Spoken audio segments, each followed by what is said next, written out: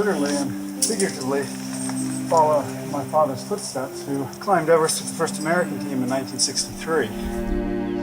I don't feel my ankle, and so I had to be really careful, like where I step. If I started climbing mountains, there's only one mountain I really wanted to climb, and that was the highest one.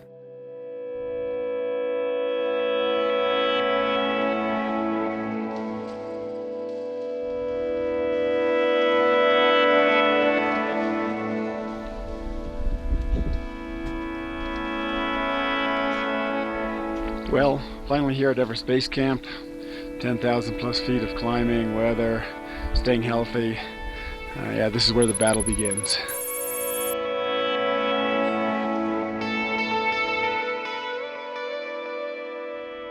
My first time that I ever spent in a tent was last February when I climbed Aconcagua.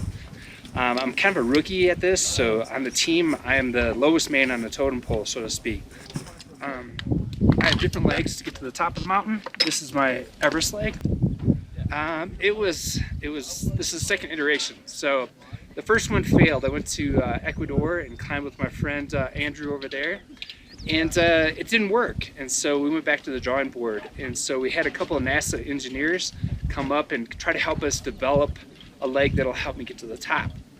And so this is the final iteration of it. It has carbon fiber foam in it, so it'll help keep my stump a little bit warmer. It's very lightweight. It only weighs about 4¼ pounds.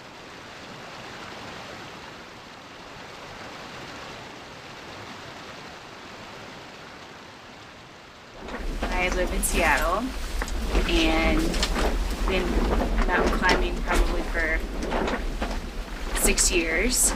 Starting in the Cascades and then just always wanted to do something bigger and more challenging to climb. So I quit my job, sold my house, Nice. and decided to climb Mount Everest. It's perfectly logical.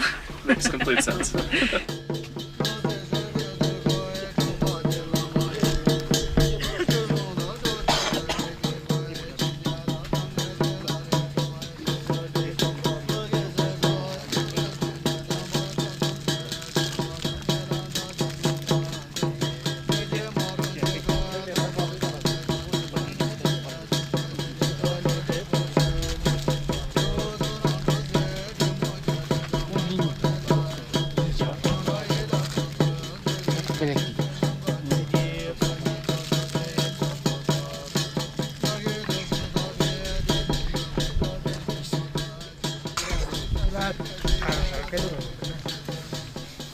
Climbing Sherpas are their own fraternity.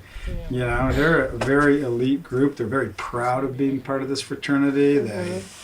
There's a hierarchy within the Sherpa community and the climbing teams. They know who's strong and who's tough and who they want to work with and who they don't want to work with. No different than any other group of people.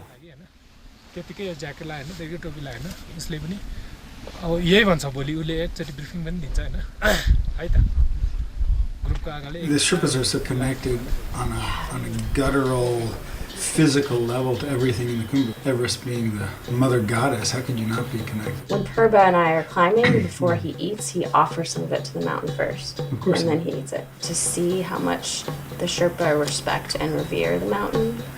And I think it's important for us as Westerners to not disrespect their customs. Yeah, we are guests in this land. We are guests of the Sherpas.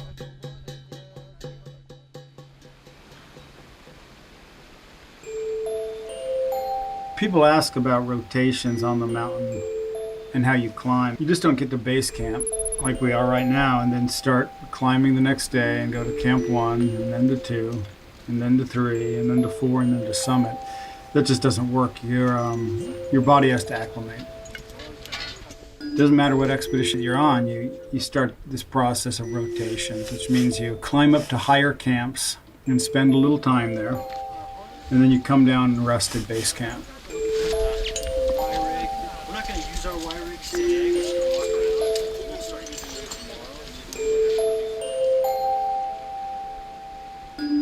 I'm always amazed at how this feels like a city. We have in our cook tent an oven. The food that our cook is able to make is incredible given that we're at 17,500 feet.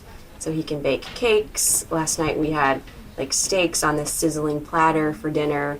So really, really nice accommodations at base camp.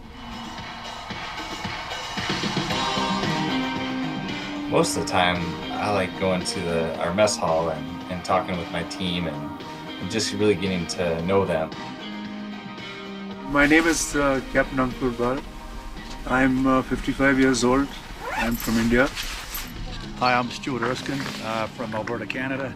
What's up, guys? My name is Andrew Tierney. I'm here with Madison Mountaineering as base camp manager. My name is Brent Bishop. I come from the east of Nepal, east part of Nepal, Sankwasaba, Makalu region. Yeah, hey, my name is Conan Bliss. I'm here guiding for the second year with Madison Mountaineering.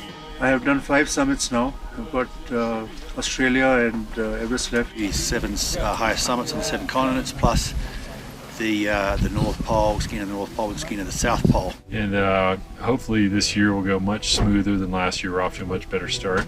I was here last year on Everest itself as well. When the earthquake struck, we were between Camp 1 and 2. And it was a pretty bizarre and extraordinary situation that we found ourselves in.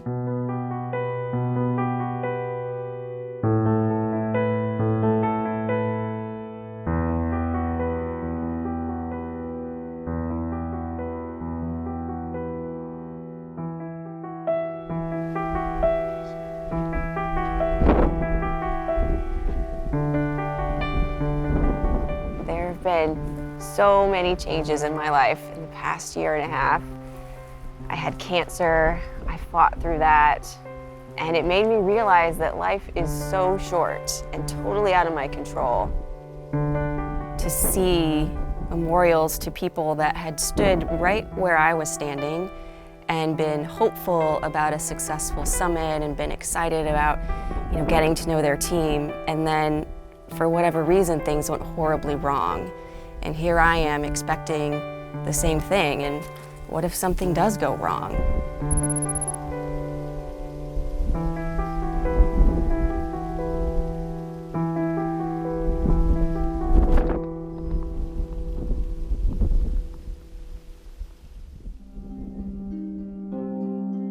You hear a lot of talk about the Khumbu icefall and its reputation. We're talking, millions and millions of tons of ice moving at 6 feet a day as it flows down. And unfortunately, there are a lot of people that have been killed in it over the years.